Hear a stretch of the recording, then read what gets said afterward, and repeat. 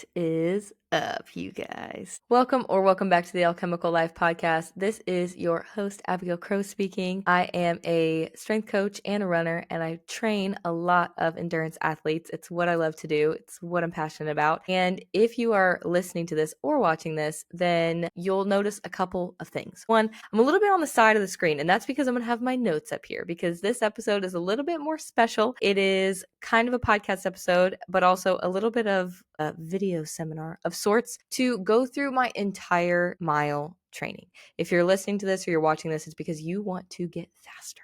Or you're just interested in my training and you want to get an idea as to like how the heck this girl went from having never run a sub 6-minute mile to running a 5:19 mile in the course of 10 weeks. We're going to break it down. Everything from my background to my lifts to my training, my running, what went right, what went wrong, all of the above. We're going to tackle all of it. 10 whole weeks. I'm going to have videos in here inputted. I'm going to have photos in here inputted. You're going to see a lot of my Strava, but we do have a lot of ground to cover. That being said, how did I go from never hitting a sub 6 to a 5:19 mile in 10 weeks? Well, a lot of gusto and also a lot of incredible coaching and a lot of great teammates helping me out. But we're going to start first with my background. And you will see me, if you're watching this, look frequently to my notes. So my background, I first started running consistently in February of 2025. Now, as I'm recording this, it is August 4th of 2025.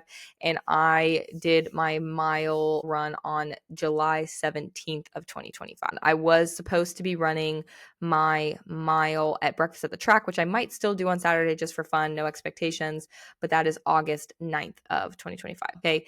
So I started running consistently in February of 2025, mid to late February, and I immediately was going right into 5K training for this race called Palace, the Palace 5K. It's a super fun local Tallahassee 5K race. And I was training with some of the people I train with now for the mile, but they were all helping me with my 5K race. I wanted to get a sub 21, which to me was like the fastest thing ever. And I ended up getting a 20:33 and I was really, really proud of it.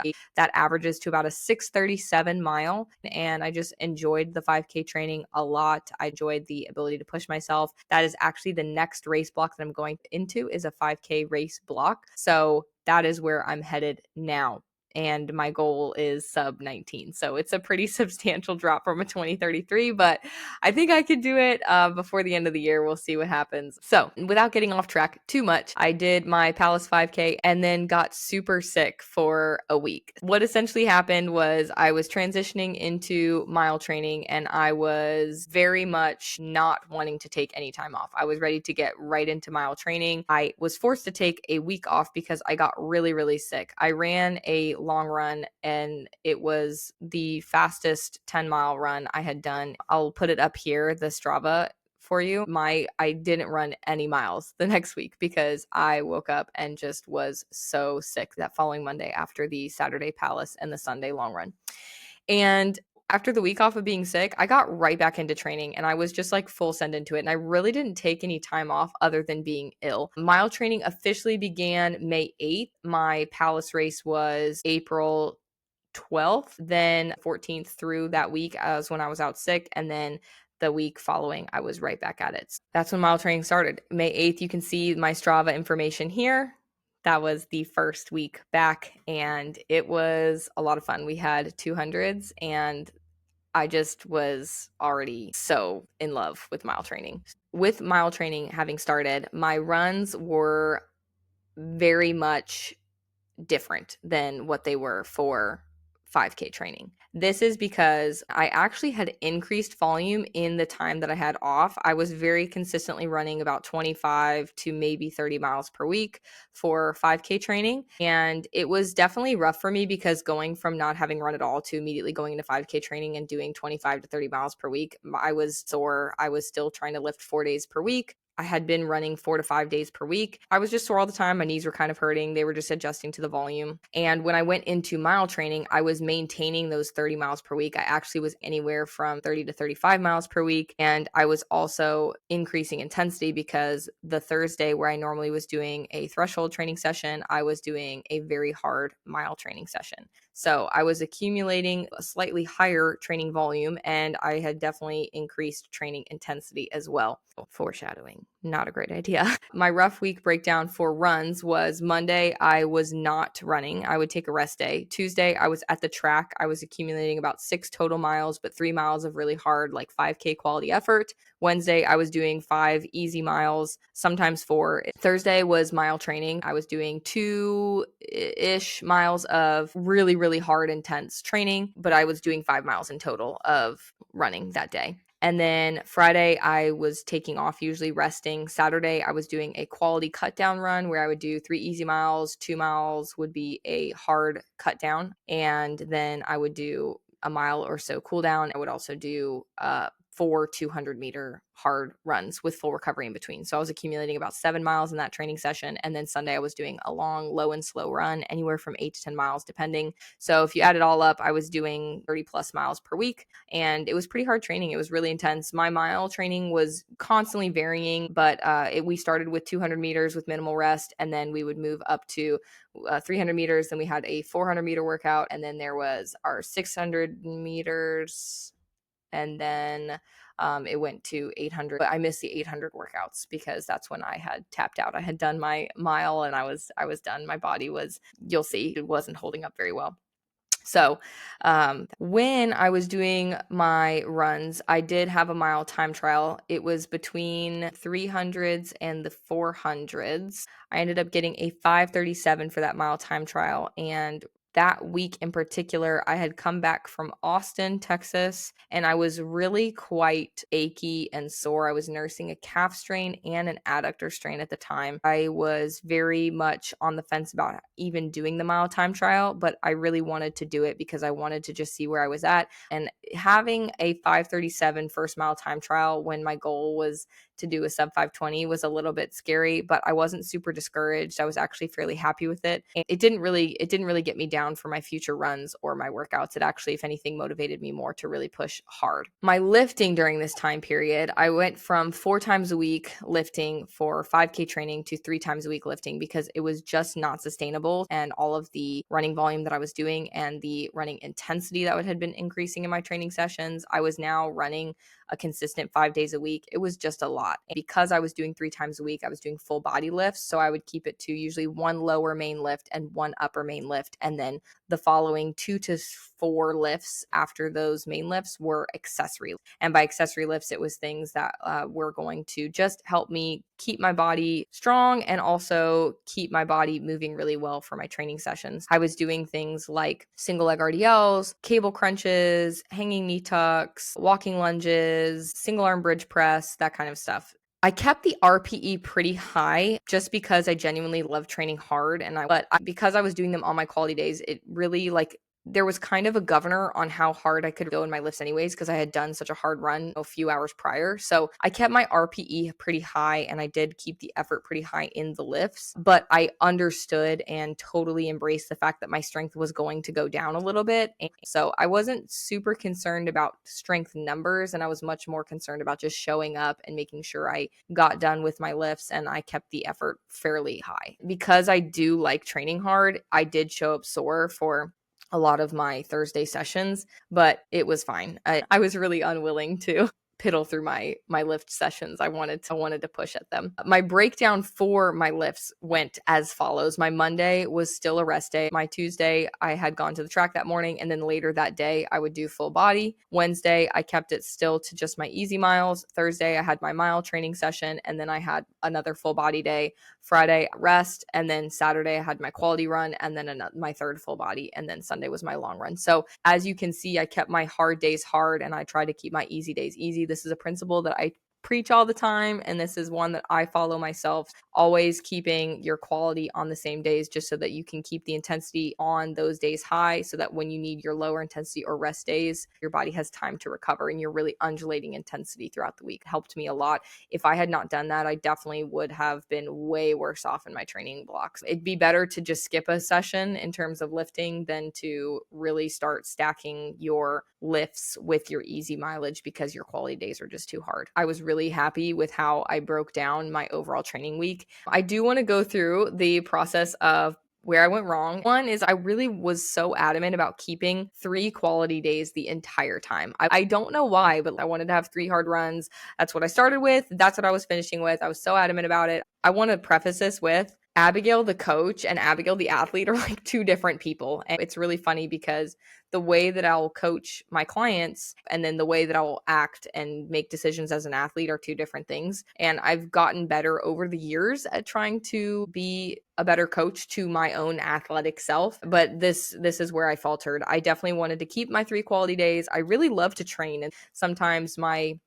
better judgment, I go against it, and I definitely did in this case. Whereas I would have always kept the Tuesday, Thursday session, the Saturday was more of an optional quality day. The other thing that I did wrong was I kept volume high while increasing intensity. This isn't necessarily a problem if you are a runner that has such a good endurance base, but for me, having just started running in February of 2025 and then starting mile training in early May, it just was not wise to try and maintain 30 to 35 miles per week with intensity increasing. Not only did intensity increase, but also Tallahassee, Florida, it is truly the most humid, hot place. And so that level of intensity plus trying to do training in the heat is extremely, extremely hard. It's very damaging. It's exhausting.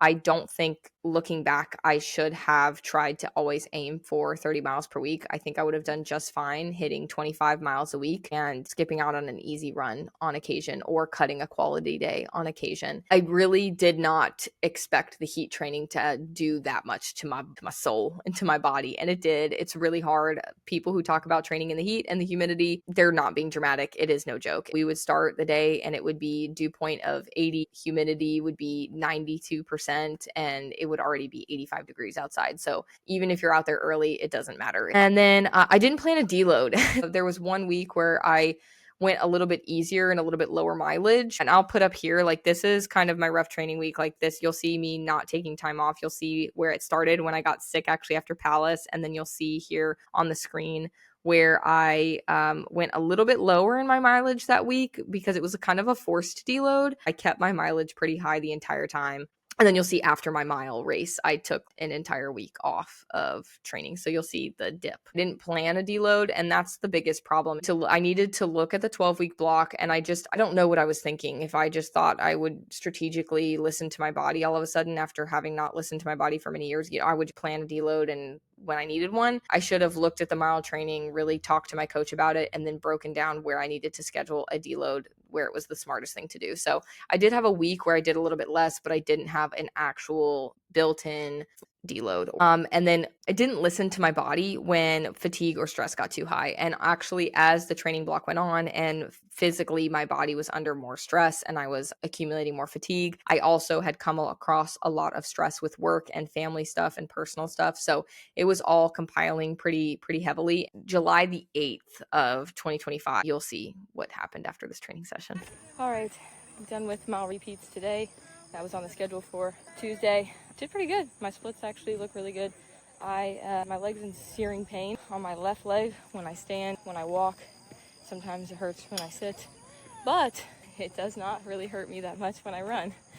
So you guys. So with that being said, I think we do want to talk about the things that went right, because obviously I did have a pretty substantial time drop off from having never run a sub 6 mile ever in my life to then hitting a 5:37 time trial to then dropping to a 5:19 mile. And I think that the first thing is my effort. I really did try and I did make progress. I want you guys to see here, these are 2 Tuesday sessions. Thursday's harder to show for mile training because the mile training did just constantly progress. One is a 1200 meter, and you can see the dates there too. And then one is an 800 meter difference, and you'll see the differences in times there too. Now, is the progress like extremely great? Not necessarily, but it's substantial enough that I'm really quite proud of the fact that amidst the increased intensity, trying to maintain volume and all of the heat training, I was able to, as it got hotter, still progress and do well and show up. So that's the second bullet point, is my consistency. I really did show up. Now, should I have scheduled a deload? We've talked about this. Yes, I should have, but I was super consistent in that, even though there are going to be days when you're just tired, you're not in the mood, you don't want to to do it. Things are kind of hurting or a little bit achy. You're sore. I showed up sore. I showed up tired. I showed up achy. My training partners were such a huge part of this. I'm so glad I had them because it was much easier to show up knowing that they would be there. So big shout out to my training partners for really putting in the work and just showing up, just truly just being there, because it helped me be there. And when we all showed up, we put in the work. Or I wanted to comment on my consistency. Even when I had good sessions, even when I had bad sessions, I really showed up. So I'm going to post these videos here because I want you all to see not every session was good. I had really amazing sessions. I had really bad sessions, and I still was just there. It was like, you just have to keep pushing. And so here, listen up. I just had the best freaking Saturday workout, man. It says 6:03. So I'm like, this is the fastest first mile I've ever done and the fastest second mile I've ever done. So we got to hold it. We got to try. And my second mile, you guys, is a 5:56. I'm so excited. Anyways, today sucked. I show up. I don't know if it's a stomach bug or what, but I haven't been sleeping. Today I fought for every single rep that I did. My times weren't great, but I did cut down. I had a terrible session. I got 4 and I stopped hitting my times and I just cut it. So we have those days. The last thing that I want to talk about that went really well, my paces and also my expectations as those certain paces, depending on the workout, translated to the mile. So you can see here in like my 200s, right? My activity shows I was running a 5-minute or sub 5-minute mile pace for my 200s. I knew that was not going to translate to a mile because I am more of a speed girl myself. I come from a speed background and I also just don't have a lot of endurance yet. I was proud of myself for at least having not the delusion and having the expectation that this was not going to translate to the mile, but I still wanted to put forth the effort that it would. And you'll see here my 600s later in the training session or later in the training block, they're slower. They're paced out at closer to a 5:10, I believe, mile. And that's because the 600s require obviously a lot more endurance. They're much tougher to do, and they more closely mimic that of what it's going to feel like when you're running the mile, especially because we ran 5 of these 600s. I was very happy with the fact that I still wanted to put forth high effort for all of my training sessions, but with the high effort, I didn't have the delusion that this was exactly how my mile was going to look. When it got time to run the mile, this was the 17th of July, I believe. It was a time trial. I was at the point in the block where my body was really not doing well. I was not feeling good, and I knew that if I wanted to get into 5K training and I wanted to get into half marathon training later this year, which I still do, I really needed to shut it down and give my body time to rest. I decided to go ahead and use the time trial as my official mile time. Now, is 1600 meters instead of like 1609 meters or something. So you could say that this whole video is a complete fluke and I basically just lied to all of you all and whatever. Maybe I ran a 520 flat. Maybe I ran a 521. I don't know, but I'm counting it as a 519 because that's what it was recorded as. And when I went out and ran, I was definitely hurting. I had kind of tapered into it. That Sunday, I didn't do a long run. And the Monday, I took a total rest. Tuesday, I did some easy miles. And then Wednesday, I completely rested. And then Thursday is when I showed up to do my mile time trial. I was very nervous. I was super in my head. I was in pain. I was also frustrated with myself and also the fact that my body was not doing what I wanted it to do. But I was adamant about not just stopping the block. I wanted to still push myself and just see where I was. And to get the time that I did in the conditions that I was in, I was very happy. I was not happy initially. I was like, I could have done better and I should have done better. And what could another 2 weeks do? But after I could let things settle and really sit with the time that I got, I was very proud of myself. A dream goal was to get a sub 520 at the beginning of mile training. That was something that I never even thought I could hit. And so the fact that I did it and knew that I could probably still do better and know that next time I come around to tackle the mile again, I will do better. It was extremely encouraging and it was a very gratifying experience ultimately. That was how the race went. The night before, I made sure I ate a lot of carbs. I tried to make sure I slept well. I was super nervous, so I didn't sleep great, but I I just went out there and I just did it. And it didn't matter that my body was hurting. It didn't matter that I was frustrated. It didn't matter that the humidity was 100% or whatever. I think it was like 96%. It just didn't matter because it was time to do the mile. It's like you can have all the excuses you want, but they sound best to the person making them up. And I had made the decision to try that day and I did. And that's my entire mile breakdown. That was what happened. That's through the event.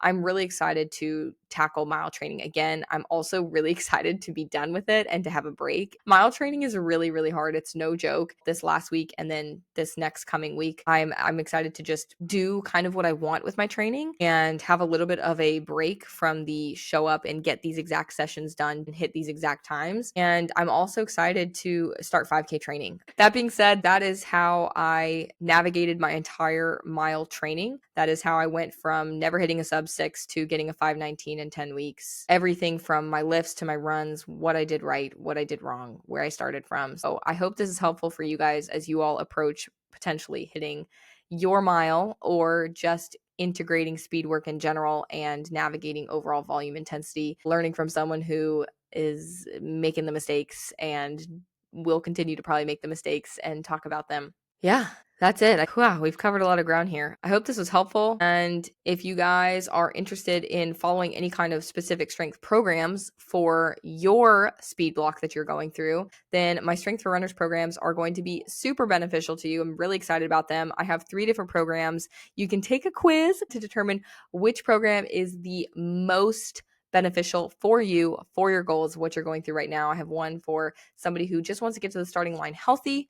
I have a program for somebody who wants to get to the starting line to win. And I've got one for somebody who has a background on lifting and is ready to start running and absolutely killing it. So check them out. Their link will be in the description below. If you have any questions, please ask me. All of my information will be in the description below. Do not hesitate to reach out, leave a comment, talk to me about what you're training, what you're going through, how your experience has been. Have you mile trained? What's gone right? What's gone wrong? Keep watching these videos. I'll always put out my training, more information, give you guys all the info that I can so that you guys can be successful. So subscribe, like, comment, and I will catch you guys next week. Peace out.